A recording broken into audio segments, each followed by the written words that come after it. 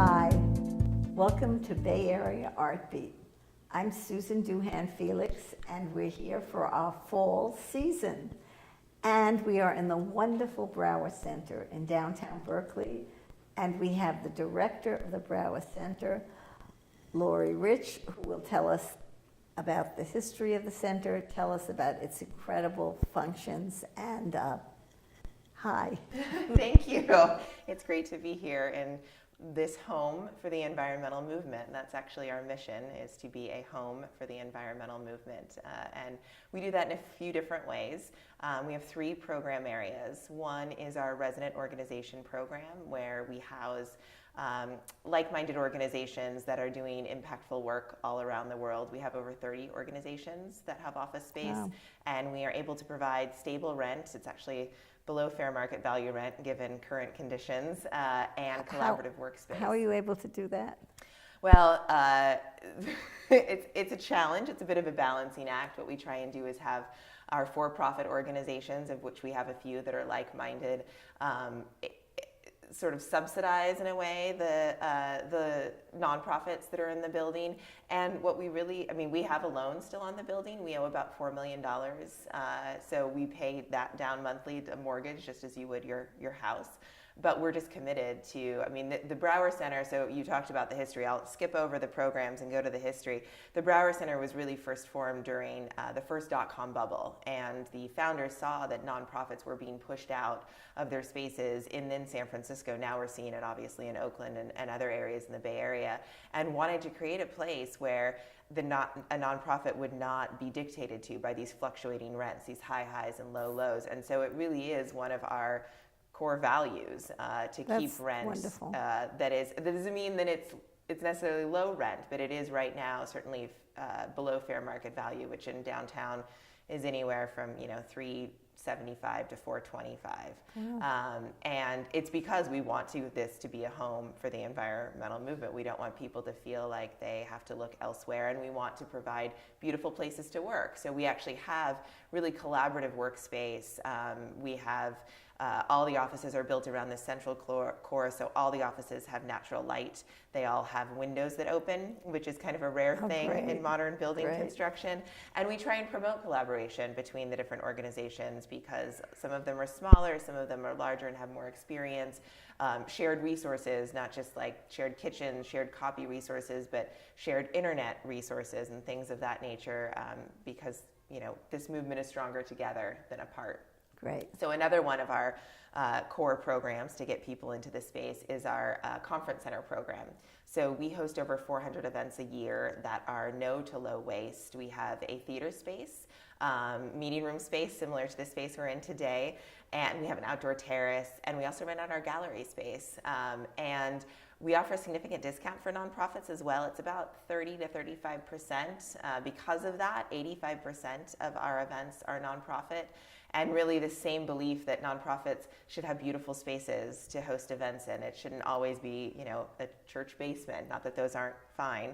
But if you want to have a film screening and you have this documentary, then it's lovely to be able to show it in a theater with Meyer sound, and then have a reception in a gallery surrounded by amazing art.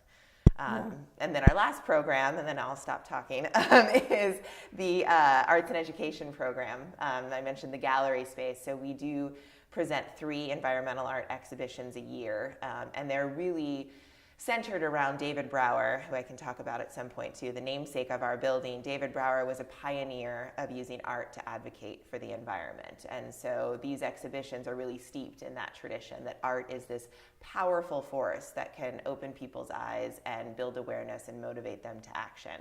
And our 3 exhibitions are focused on emerging local artists. We do an annual juried show of just Bay Area artists. Youth artists, we have a partnership with Berkeley High School and showing students that are working in exploring art and activism, and then honoring an established artist. And we've actually, this is the first year of our partnership with National Geographic, where we're honoring one of their photojournalists that's using their work to promote different environmental issues around the world. Great. So you have the shows, or you choose who you're going to have the shows. The shows are pretty much set up already, right? They're set up already through 2021 in most cases. So the juried show is the one that is probably the most fluid. There's a theme every year, and Yeah. then we have a jury of different, environmentalists and art experts and our board members that decide who's going to be in that show. So this next year in 2019 will be a new iteration of the show. What we used to do was have 20 to 25 artists on the walls, and that's great because we could show a lot of work, but it didn't really allow you to get to know the individual artists. Yeah. And so we've reimagined the show. It's still a juried show, still based on an environmental theme, but to focus on 3 to 4 artists Oh, okay. and give them a larger honoraria to create one new work. And Right. what that does is then we can have an artist panel where you're actually, I thought to myself, when I've gone to openings, and the most meaningful they've been for me is when I actually hear from the artists themselves Yeah, about their sure. viewpoint Yeah. and their work and their aesthetic. And so it'll allow us to do that.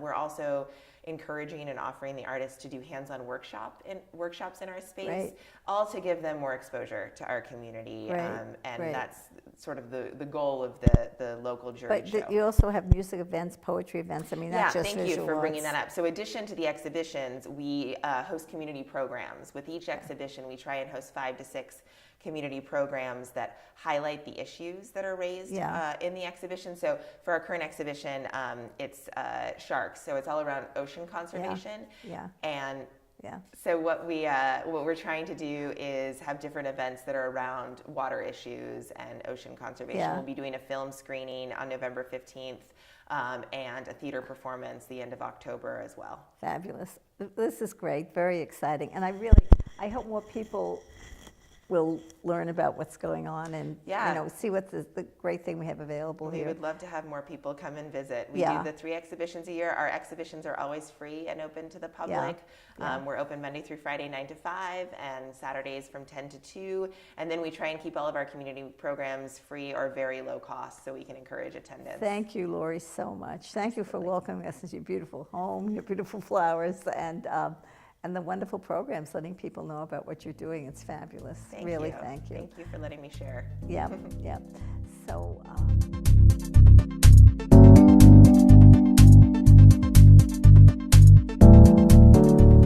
Andre Singer Thompson, what a pleasure to welcome you to ArtBeat. Thank you for having me. And primarily, I wanted you to come and talk about the incredible work that you're doing teaching at Laney Eco Art. But I think you want to tell me about your whole life. Anyway, there are some images that I was given, and to talk about some of the work that your students are presently doing. And this is the image that I was first taken with, and maybe you'd like to say something about this. Okay, well, I'll talk about the class and how it functions. Yes, great. It's called Eco Art Matters, and the students have to research an issue about the environment or social justice and do a research paper with statistics. Then they have to write a proposal that includes their personal aesthetic, their particular skills, and techniques, whatever they use. It does not have to be 2D. It could also be performance and poetry, dance. We've had dance. And then they have to create a proposal that will generate into a piece that is then shown or performed at a final exhibition. Those are 2 pieces from one of the first I've been doing it for 13 years. I founded it in 2005. The top piece is by an Indian woman who chose her spirit guide to talk about the horrors that she discovered about plastic. And now she goes back to India every year and brings 14 young gay women with her because she wants to promote that, and talks about plastic. The other piece is by Phoebe Ackley, and she was concerned, she's a very good artist, and she did a piece about the disappearing and obviously the polar bears. So each semester we have about 20 to 25 students, and they all have to research a piece on an issue that is important to them, and then we have a show at the end of the semester. And the class meets on Wednesdays now, sometimes on Tuesdays, but it's at Laney College, and it meets from 10 until 4. In the morning, we have guest artists and speakers. We have live bats. We just had live bats last week. We have the Plastic Pollution Coalition. We have Carol Newberg that runs the San Quentin Art Program. Yeah. We have some of her clients that have gotten out of prison because of their artwork or have done artwork there that are now doing artwork. We make site visits to places like Place, people linking art, culture, and ecology. We managed to take them to the Bioneers Conference, the biggest Great. conference in the United States, and we're just going now in October. Yeah. And this semester we had the most remarkable experience of being able to work with this courageous group of 20 young children with a group called Our Children's Trust. Oh, yeah. And we got to work with them and make a mural for the RISE event that was in San Francisco 2 weeks ago. Yeah. So 30,000 people came. We painted a 35-foot mural on the streets that surrounded the Civic Center Yeah. Plaza. There were 50 murals painted by different environmental and social justice organizations. And then they took a drone image of all the murals. Wow. And then the marchers came and marched around, and then they went inside and got a chance to paint the murals itself. These are the kids that are going to the Supreme Court. That's right. That's great. And their case is coming up the week after Bioneers, October 28th, Wonderful. in Eugene, Oregon. Wonderful. What if anybody was interested in your class? What would you want to say? If anybody is ever interested in the class, they can go to Facebook to see what we have done, and you can just look up Laney College Eco Art Matters, and it's Art 141. And it's for the whole semester. Yeah. So we will be starting again in January. Great. So what else would you like to tell us? Well, maybe a little bit of history about how it started. So my Do you want to own start? work. Would you like me to show this picture? Yeah, that's a show that I had at the Judah Magnus Museum. Yeah. And I'm coming from Jewish background, and my father's family all perished. So I went to Hungary to see if I could find family that that perished, and I came back completely dedicated to people who have survived and made work about resilient survival. And because of that, I started teaching children at risk in both Richmond for many years, and then I was also invited to teach at a self-esteem camp in upper state New York. And so that is where my program got started, because at that camp, I was asked to make a program that taught the children who suffered from nature deficit disorder, which is a term coined by Richard Louv in his book, Last Child in the Woods. Wow. And I think most Americans that live in the city now suffer from nature deficit disorder. Yeah. Well, listen, Andre, thank you so much. This has been really, really interesting. It's really wonderful to talk to you, and we'll be right back. I'm going to talk to you some more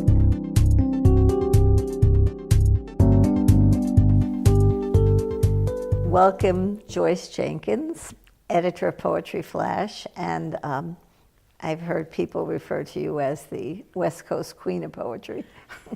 Thank you. It's a pleasure to be here. Yeah, and I'm so excited about the Watershed Festival coming up on the 13th of October, and I'd like you to tell us something about it. Absolutely. The Watershed Environmental Poetry Festival is sponsored by Poetry Flash, by the Ecology Center, Berkeley Farmers Market, Pegasus Books Downtown, Moe's Books, and this is our 23rd year at Berkeley Civic Center Park in downtown Berkeley, and alongside the Farmers Market.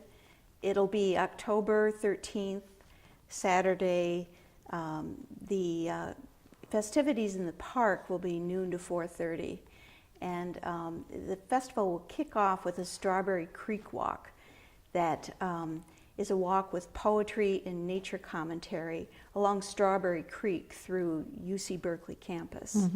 And that starts at 10 a.m., leaves at Center and Oxford Streets on the edge of the UC Berkeley campus. And then the festivities will begin in the in Civic Center Park. Yeah. It's our whole thing is to stand up for the earth with poetry and music, and it's about writers, nature, and community.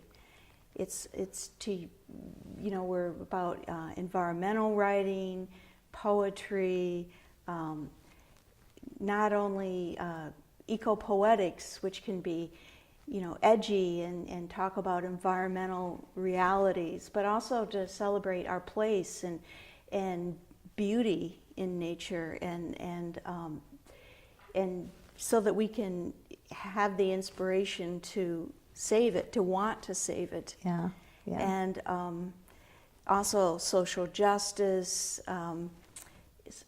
environmental justice, all of these things are important to Watershed.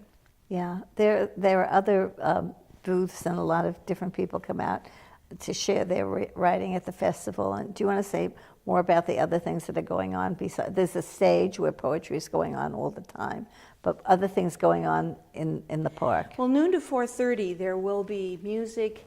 We'll have a stage, house band on stage, Okay. and the Barry Finnerty Trio, and there'll be readings and talks between those times, and we also have exhibitors, and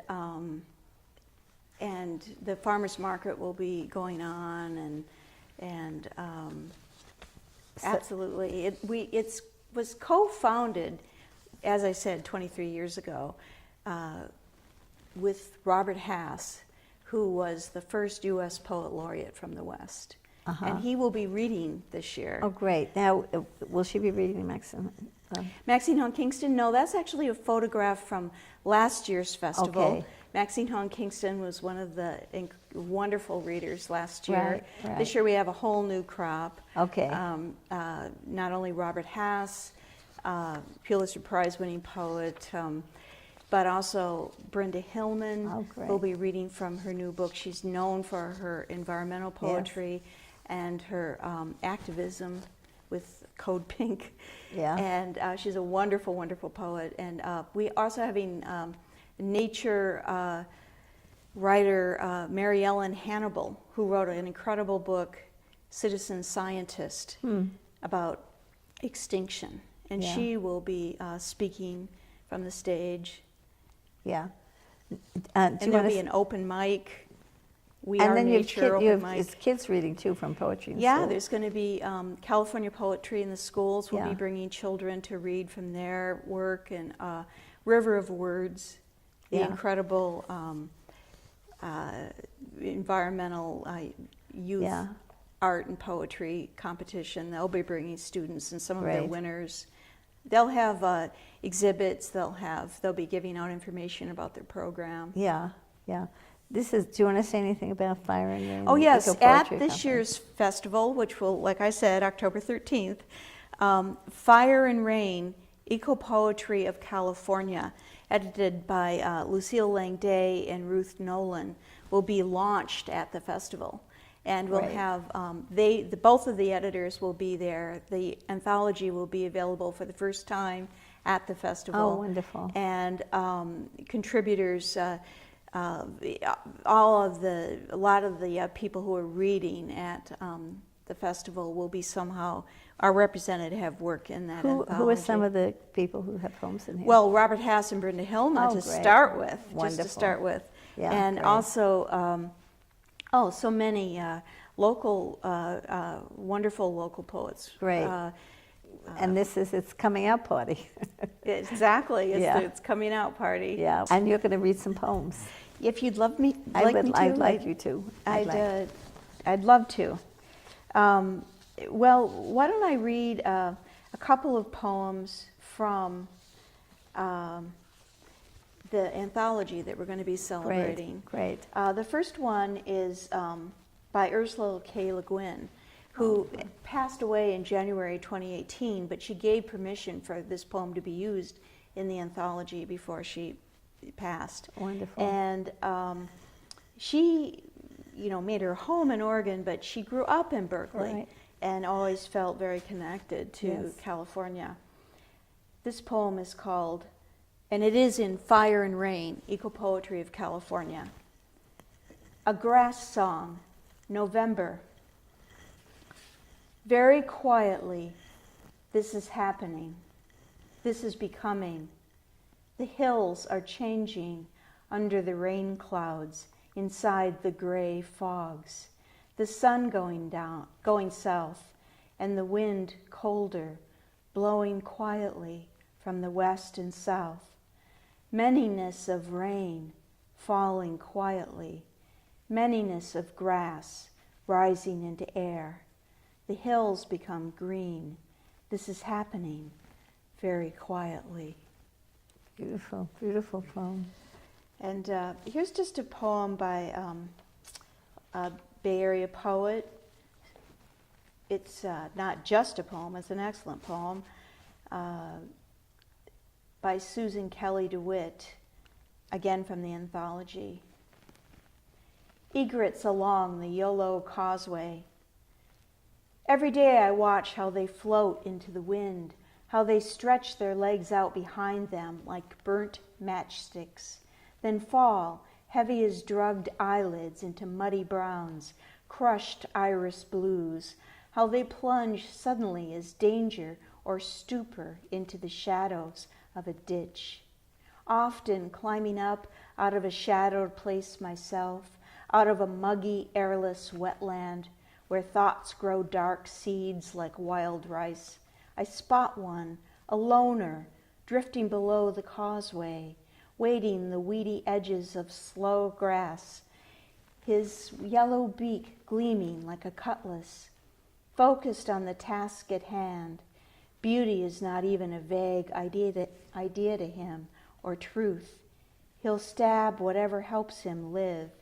Every day as I travel past them from the prison where I teach, men to uncage hope, snap open the hinges. I watch how they lift from the rich delta plowlands, how they glide free, a wholeness, like one white feather unlocked from its body, shiftless and holy. Wow, what a beautiful poem. And there's actually one more I'd like to share with you that this person will be reading at this year's Watershed. Wonderful. Her name is Ellery Akers. The book is Practicing the Truth. It's called Lesions. Starfish have been dying by the millions along the U.S. West Coast. The arms of infected starfish begin to twist and then crawl away from the creature's body until they tear off. Science Mail Online. Whenever a species gets stubbed out like this, I feel the border of our lives is fraying. The map of the sea yanked blank in one corner, becoming a pocket of nothing. As in, where do you keep your nothing? Here. Sometimes I think we're holding the diameter of the earth in our hands, an elastic band stretched tight, and we're living in the years before it snaps back and tosses animals and trees and us away. Maybe we should write a letter to those people of the future. Here is the earth. Love it for us. It's hard to believe, but we loved it too. Oh, beautiful. Thank you so much. Thank you. It's been a pleasure. And Thank you. next month we're going to be back, and we're going to be at the Berkeley Art Museum, looking at more visual arts. But I think that this putting of the eco art together with the poetry, with the classes, with the Brower Center, and really introducing the Brower Center to people as its potential for art is something that I want everybody to pay attention to. And we will be shown the first Wednesday of the month at 6:30, and then we'll be showing 3 times a week the whole month. So you'll be able to find out this information, and please watch for us and watch us. And Bay Area Art Beat, we're here, and we hope you are too. Thank you very, very much, everybody. Thank you, thank you, thank you.